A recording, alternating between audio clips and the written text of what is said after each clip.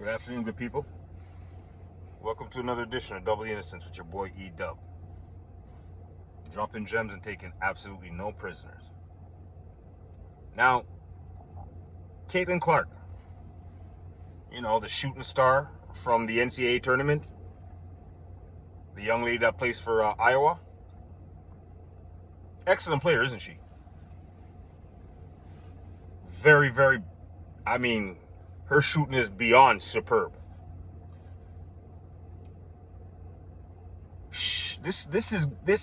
After this weekend, after Friday and the weekend, this is going to be her last year playing college ball.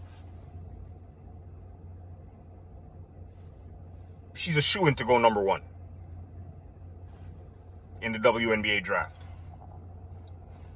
That being said, Ice Cube offered this girl a substantial amount of money to come play in his league, the Big Three.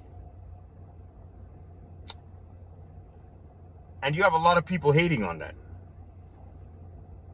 And no word of a lie, I try to make sense out of the reason why anybody would hate on something like that, because the WNBA is right on the cusp of increasing their accolades. Meaning that the players in that league are finally about to start getting paid.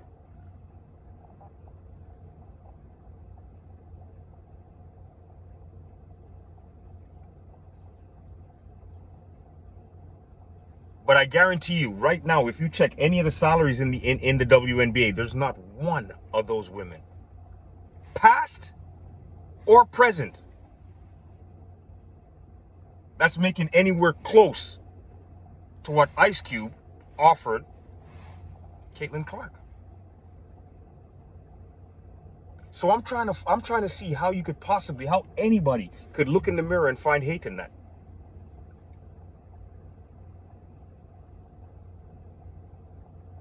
Oh, it's not a good idea. She shouldn't take that. It's not a good idea. Well, let me tell you something. It's something she should at least listen to. She'll be making a substantial amount of money for playing 10 games. I'm going to say this again. She can make a substantial amount of money from Ice Cube for playing only 10 games.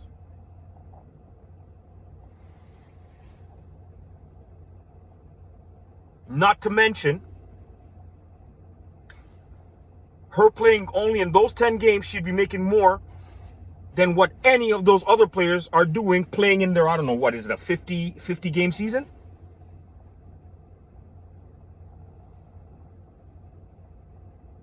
Now, the reason why I'm really out here talking about this, first of all, big shout out to Ticket TV, because Ticket TV was the first person to bring this to my attention to let me know that this is exactly what's taking place. The reason why I have a major league problem with this is because Ice Cube is an individual that took it upon himself to create a league called the Big Three, 3-on-3 basketball. And this was basically for all of those ex-NBA players that had retired from the league because they no longer had what it took to get through an 82 game schedule, plus everything else that goes along with it, which is the traveling, which is the physical abuse it does to your body. And the majority of them are past their prime. He came out with a platform where each and one of these individuals, if they were still interested in playing the game, maybe not to the highest level like that, but still pretty competitive, 3-on-3 basketball, which is, believe it or not, before each and every single one of us starting off in basketball, we started off 2-on-2, 3-on-3. Before we ever got to like a full court game of 5-on-5, we started off with 2-on-2 basketball or 3-on-3 basketball. Yes, sir. So basically, you're asking these retired basketball players to go back to their roots. And if you guys sit down and think about it long and hard enough, that was a time when we were in those parks playing 3-on-3, we were playing with passion. We were playing because we enjoyed the game that much. I remember being in my park in Place Benoit, the area that I grew up in, and I'd be at the big park. We called it the big park back then. All day long. The only time we would go home in the summertime is when the sun started to set or we start to get hungry. And that's what we were doing all day. My generation had such a love for this particular game that we used to jump on our bike from our area to ride all over the city to find games. We'd go to one park, we'd play. As soon as we lost, because there were so many other teams that wanted to get on, you lost, you got off the court, we jumped on our bike and went to another park to look for another game. That's what we did. That was the passion. So basically, I pretty much think when Ice Cube sat down to have this idea to put this the big three, put it all together, I'm almost positive he was probably sitting back looking at those days. And let me tell you something. I watched a couple of games in the big three. It's not a bad league. It really is not. So explain to me why it is that the NBA would be fighting so hard against Ice Cube to establish this league. Why wouldn't you want to join partners with the big three? Why wouldn't you want to do that? Why wouldn't you yourself, because you are the NBA, why would you yourself not want to even help promote this? Because you know what? It gives your players, after they finish playing for you, a venue to continue playing. Not only that, it gives us, the fans that loved these players that played in your league, to continue loving them and watching them play. Maybe not that high degree, but we could still enjoy what they had to offer to the game.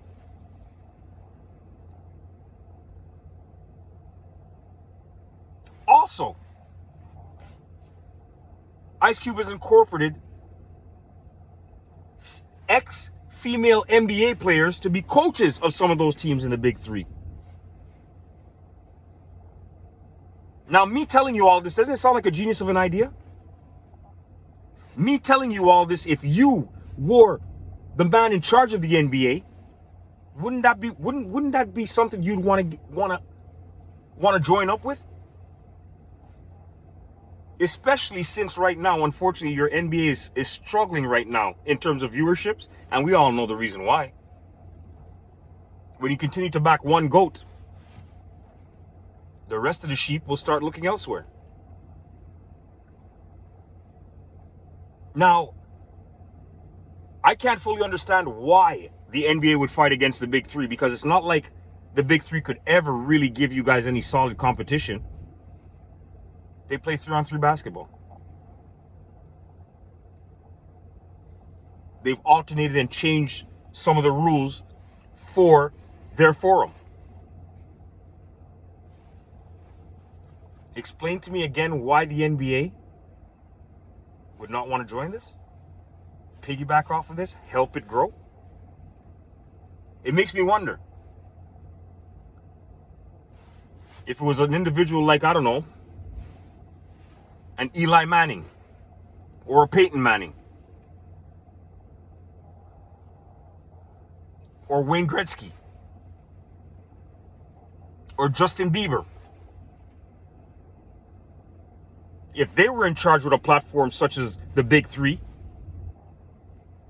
would the NBA be more motivated to join with that? It's a food for thought, something to make you think about, because one individual who, whatever his past might have been when he was young,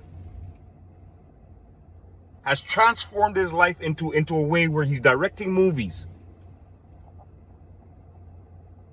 stepped up his game even more to bring a league.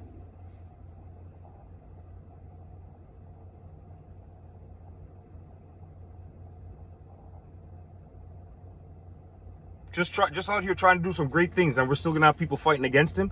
And the saddest part of it is that you'll hear a lot of our own people have negative things to say about what he's doing with his league. Draymond Green was one of the first people to come out and basically bark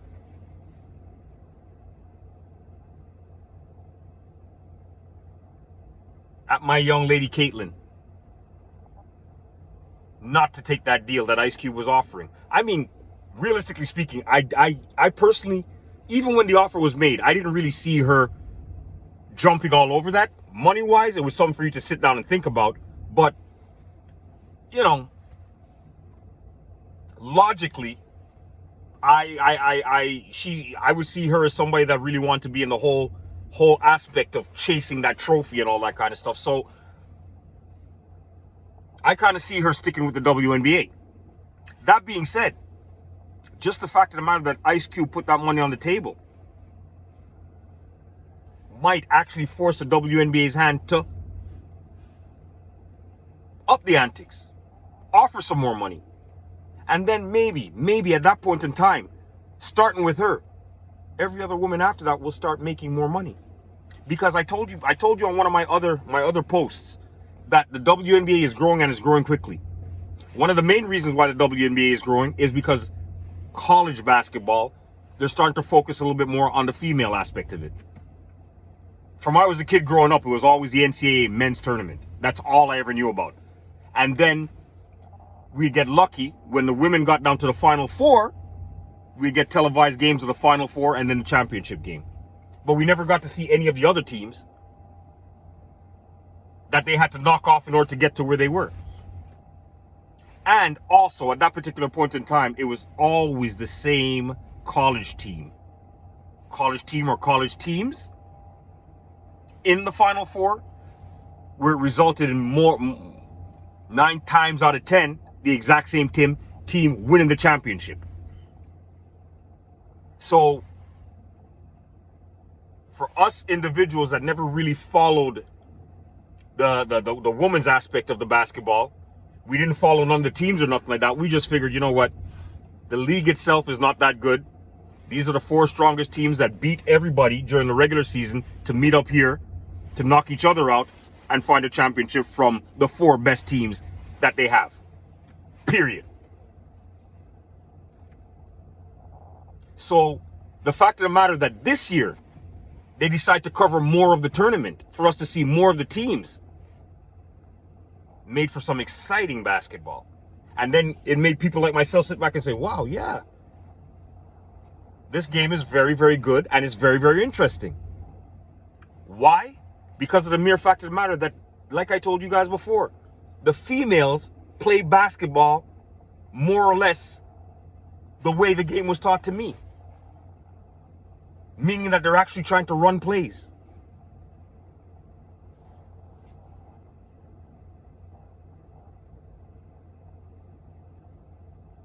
That being said, people, I want you guys to share, like, and subscribe.